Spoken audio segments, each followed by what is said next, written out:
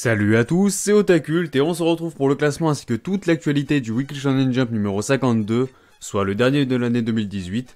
Cela ne veut pas dire que le Jump sera en pause jusqu'à 2019, je vous rassure, c'est juste décalé, donc ne vous en faites pas, il y aura bien un Jump la semaine prochaine. Au passage, j'en profite pour vous rappeler que je vous prépare une vidéo bilan 2018 du Jump, que je sortirai en me calant sur la prochaine pause du magazine dans quelques semaines. Enfin bref, ce numéro est marqué par le dernier chapitre de World Trigger malheureusement dans le Jump, et d'une mauvaise nouvelle pour les fans d'Hunter x Hunter. Donc voilà, je vous laisse découvrir tout ça après l'intro.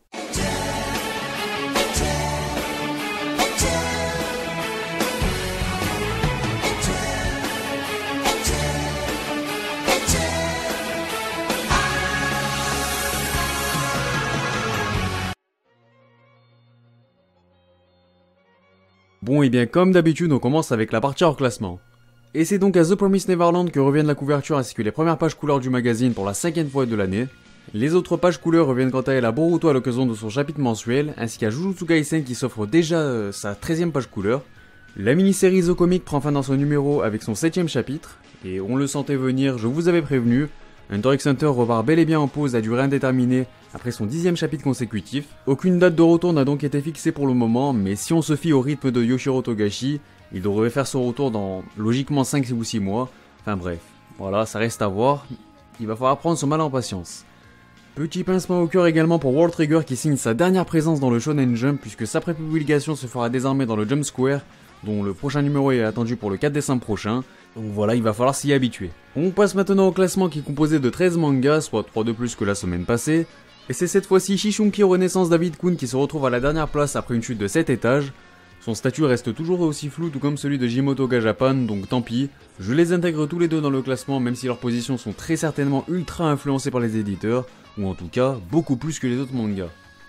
Mis à part ça, on peut remarquer qu'il est devancé par Inomaru Sumo qui figure une nouvelle fois à l'avant-dernière place et continue donc sa spirale négative. Il échappe à la dernière position mais il vient tout de même compléter le trio infernal pour la 13e fois de l'année. Les temps sont décidément très rudes pour Food Wars. 10e rang pour Yuna de la pension Yuragi qui réintègre timidement le classement après avoir bénéficié d'une petite page couleur dans le numéro précédent.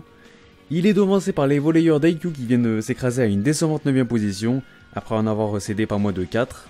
Retour difficile également pour Dr Stone qui regagne le classement régulier au 8e rang après avoir eu droit à une couverture mais surtout à l'annonce de son adaptation animée bien entendu.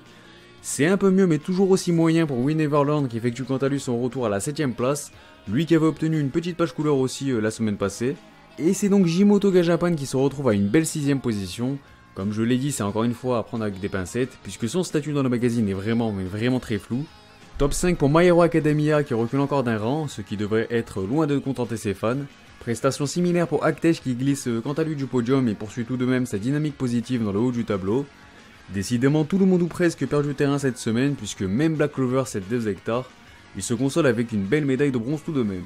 Belle remontée de 4 positions pour l'Héros d'Or de la Nuit qui apparaît à la seconde place, bien récompensé par une jolie médaille d'argent.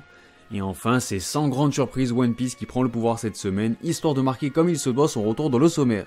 Et on enchaîne avec les informations concernant le premier Jump de l'année 2019, et c'est donc une nouveauté qui fera la couverture, à savoir Chainsaw Man, une nouvelle série signée Tatsuki Fujimoto, entre autres le célèbre auteur de Fire Punch.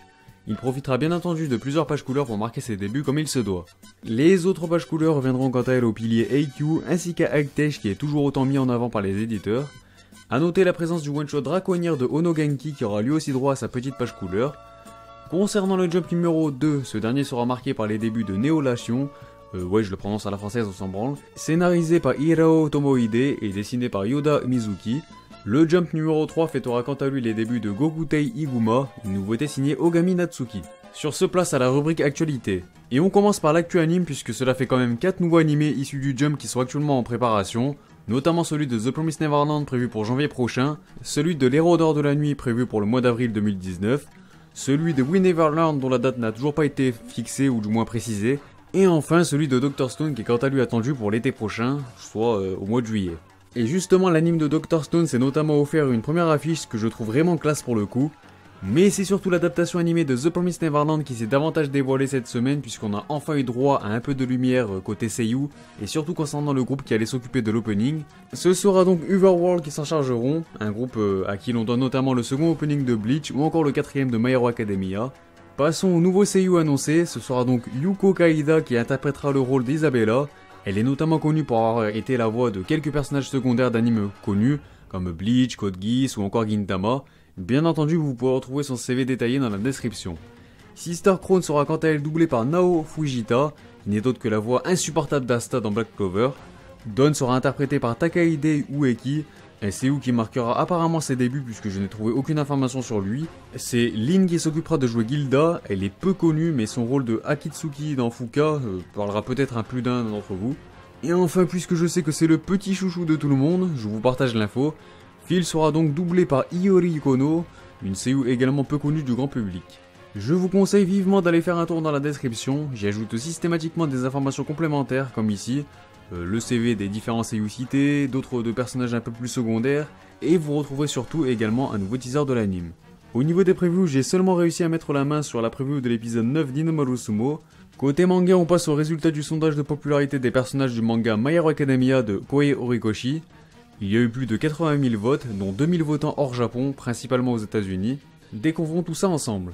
10ème position pour All Might avec ses 2278 voix, bien devancé par Lida et ses 2394 votes qui lui offrent la 9ème place. 8ème rang pour Endeavor qui compte pas moins de 2420 votes. Un cran au-dessus on retrouve Yaoyorozu Momo qui a récolté plus de 2426 voix, preuve que le classement est vraiment très serré. 6ème position pour Best Genius qui a obtenu 2649 votes. Top 5 pour Kirishima et ses 3573 voix. Hawks figure quant à lui à la 4ème place avec ses 3756 votes. On arrive au podium avec le 3ème rang qui revient à Deku qui cède encore une place. Il a tout de même réussi à récolter 8301 voix. Médaille d'argent pour Todoroki Shoto qui creuse considérablement l'écart avec plus de 15 719 votes. Et enfin c'est Bakugo qui s'offre la médaille d'or avec un impressionnant total de 16 915 votes. Mis à part ça, en attendant une future rubrique recensant les couvertures de décembre, voici celle du 21ème opus de My Hero Academia justement, sans oublier celle du 91ème opus de One Piece. Comme d'habitude, n'hésitez pas à me dire laquelle vous préférez, sachant que ça risque d'être difficile de faire un choix. Pour conclure, on passe comme vous le savez au top Oricon. Il s'agit des ventes de la semaine du 12 au 18 novembre 2018 au Japon. Et on entame cette fois-ci ce top par le 13ème opus de l'Héros d'Or de la Nuit qui apparaît à la 48ème position après avoir connu une chute fracassante de 39 étages. Son total avoisine cependant les 150 000 unités, auxquelles il a pu ajouter plus de 17 000 exemplaires cette semaine. 15 places de perdu pour le 18ème tome de Black Clover qui recule ainsi jusqu'au 20ème rang. Il a tout de même embelli son total de 31K de plus, lui permettant ainsi de franchir le cap des 200K. Toujours dans le top 10 malgré 9 places de perdu, le 11ème volet de The Promised Neverland continue son bonhomme de chemin avec un joli score de quasiment 52 000 copies vendues. Son compteur affiche quant à lui plus de 355K. Sur ce, la vidéo est terminée, n'hésitez pas à réagir sur celle-ci et sur le classement dans les commentaires. Pensez à liker et à partager, ça fait toujours plaisir et ça soutient la chaîne aussi. Vous pouvez aussi me soutenir sur Utip.